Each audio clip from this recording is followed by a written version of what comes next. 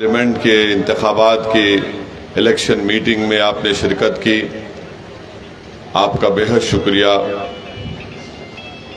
मंच पर शह नशीन पर तशरीफ़ फरमा मोहतरम अख्तरुल ईमान साहब, सदर बिहार मजलिस इत्तेहादुल मुस्लिमीन, वो रुकन असम्बली, वो उम्मीदवार किशनगंज पार्लियामेंट, मेरे भाई मोहतरम तसीरुद्दीन साहब, हैबर आलम साहब ज़िला सदर, मुखिया गुलाम हसनैन साहब, शाहनवाज कल्लू साहब, शहाबुद्दीन साहब, राहिल साहब, मुखिया शाहिद साहब, मुर्तज़ा साहब, हमारे भाई गोरेलाल यादव साहब, मुखिया टोनी बाबू साहब, डॉक्टर ए रज़ाक साहब, महमूद आलम साहब, मेरे छोटे भाई आदिल हसन साहब, उत्तर प्रदेश के मजलिस इत्तेहादुल मुस्लिमीन के सदर मोहतरम जनाब शौकत अली साहब, और हैदराबाद के रुकन असम्बली वो इंचार्ज किशनगंज मोहतरम जनाब माजिद हुसैन साहब, मेरे अजीज़ दोस्तों और बुज़ुर्गों, मेरी इज़्ज़तदार माँ और बहनों, ये मेरी खुशकिस्मती है कि आज मैं घासी कुरा के इस गयूर सरजमीन पर बसने वाली अवाम के दरमियान में खड़े होकर मुझे अल्लाह रब्बुल इज़्ज़त ने कुछ बोलने का मौका इनायत फरमाया। मैं आपसे सिर्फ इतना बताने आया हूँ कि 26 तारीख के दिन किशनगंज की जनता को एक तारीख बनाना है। 26 तारीख के दिन आपको तारीख ये बनाना है कि या तो आप वोट देंगे उस पार्टी के उम्मीदवार को जिसने सीमांचल की सरजमीन पर बसने वाले इंसानों से नाइंसाफ़ी की है, या तो आप जालिमों के हक में वोट देंगे, या फिर आप इंसाफ की सरबुलंदी के लिए, सीमांचल की इंसाफ के लिए आप अख्तरुल ईमान के हक में अपने वोट का इस्तेमाल करेंगे। ये इलेक्शन आप याद रखिए बड़ा तारीखी पार्लिमानी इलेक्शन होने जा रहा है। तो 26 तारीख को सीमांचल की जनता को इस बात को याद रखना पड़ेगा, चाहे जेडीयू हो, राजद हो, कांग्रेस हो, बीजेपी हो। आप जानते हैं कि सीमांचल के नाम को अगर किसी ने अपनी ज़बान से अदा किया तो मजलिस इत्तेहादुल मुस्लिमीन ने अदा किया।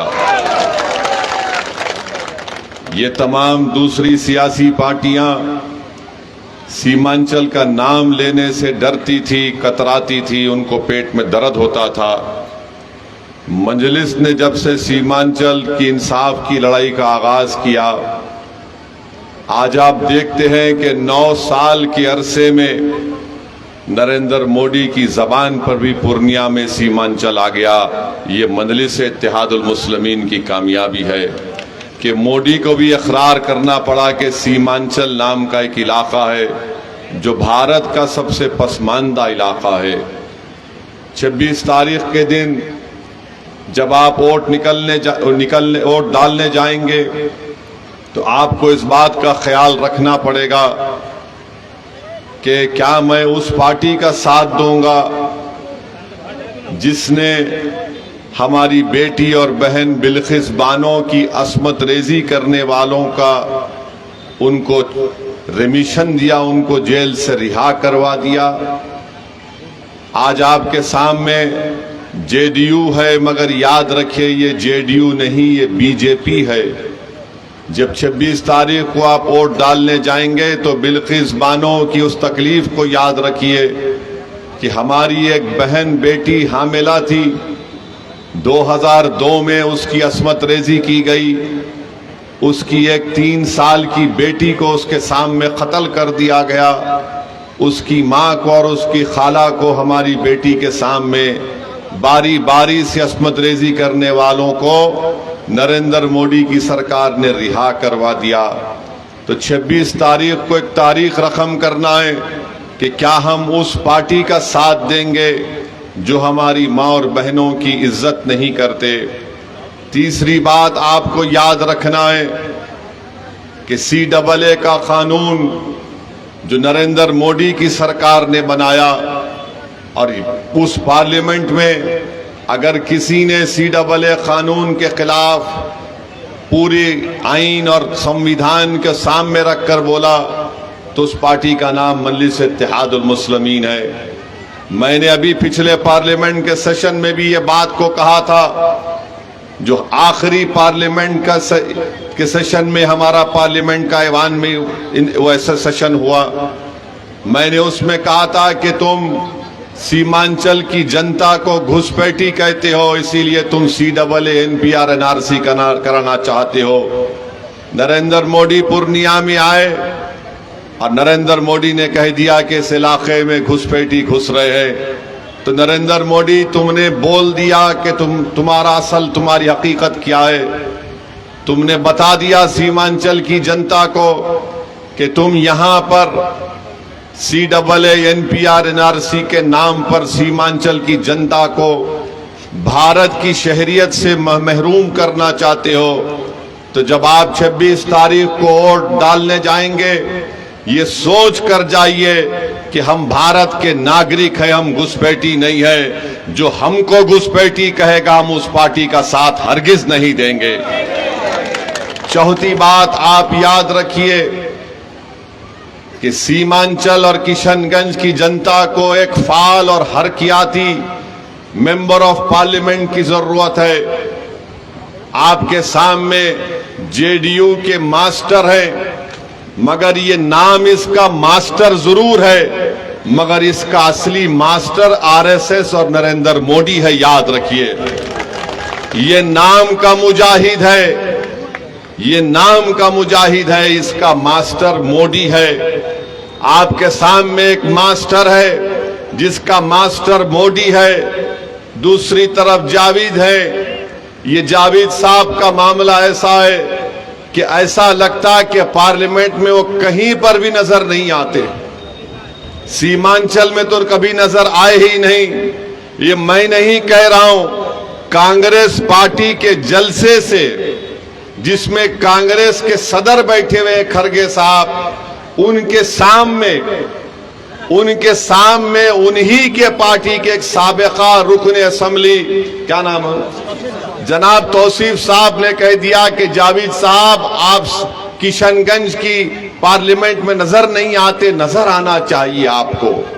उन्हीं की पार्टी के लोग उनको कह रहे हैं कि वो गायब है। तो जो गायब है उसका साथ मत दो, जो हाजिर है वो आपके सामने अख्तरुल ईमान है, उसका साथ दो। अगर आप कांग्रेस का साथ देंगे 26 तारीख को, तो फिर याद रखिए हमेशा गायब रहेंगे। तो जब आप 26 तारीख को वोट डालने जाएंगे, मेरी आपसे गुजारिश है कि अख्तरुल ईमान साहब को आप वोट दीजिए। अख्तरुल ईमान की शख्सियत को कामयाब करना नहीं है, सीमांचल की जनता की कामयाबी के लिए, इंसाफ के लिए आपको अख्तरुल ईमान को कामयाब करना है। अख्तरुल ईमान, जावेद को आपने बिठाया मगर जावेद कहीं नजर नहीं आते हैं। ये खुद उनकी पार्टी कह रही है, हम नहीं कह रहे। तो जो नहीं दिखता उसको वोट नहीं देते, जो दिखता है उसी को वोट देते हैं, और जो बिकता है उसको वोट नहीं देते। एक तरफ बिक चुका है, एक दिखता नहीं है, एक ना बिकता है और दिखता है, उसका नाम अख्तरुल ईमान है। तो इसीलिए हम आपसे अपील करने आए हैं कि 26 तारीख के दिन आपको एक तारीख बनाना है। लोग समझ रहे कि MIM पार्टी को हम रोक लेंगे, आप नहीं रोक पाएंगे MIM पार्टी को। आप बताइए, अब आप बताइए कि मोदी भारत के प्रधानमंत्री हैं, सीमांचल की जनता को गाली देकर चले गए, ये घुसपैठी बहुत ज्यादा आ रहे। अरे मोदी जी, क्या बॉर्डर सिक्योरिटी फोर्स अख्तरुल ईमान के इशारे पर काम करती है? क्या एसएसपी अख्तरुल ईमान के इशारे पर काम करती है? आप सिर्फ इस इलाके को बदनाम कर रहे हैं इसलिए कि यहां पर अल्पसंख्यक समाज के मुसलमान ज्यादा रहते हैं। अरे मोदी, तुम कह देते कि यहां पर सीमांचल भारत का सबसे गरीब इलाका है, यहां पर हजारों लाखों एकड़ जमीन कटती है, यहां पर नदी का पानी आ जाता है, मगर मोदी को फिक्र सिर्फ घुसपैठियों से है। और मोदी की नजर में घुसपैठी कौन है? अख्तरुल ईमान है। मोदी की नजर में घुसपैठी अख्तरुल ईमान है। तो इसीलिए मेरे अजीज दोस्तों, मेरी इज्जतदार मां और बहनों, 26 अप्रैल को जब आप निकलकर अपना वोट डालेंगे तो मेरी इन 5-6 बातों पर आप जरा इस पर गौर करिए, अपने दिलो दिमाग पर जोर डालिए। आपको एक ऐसा एमपी चाहिए जो फिरका परस्त ताकतों से लड़े, जो मौका परस्त ताकतों से लड़े, जो आपके दरमियान में रहे।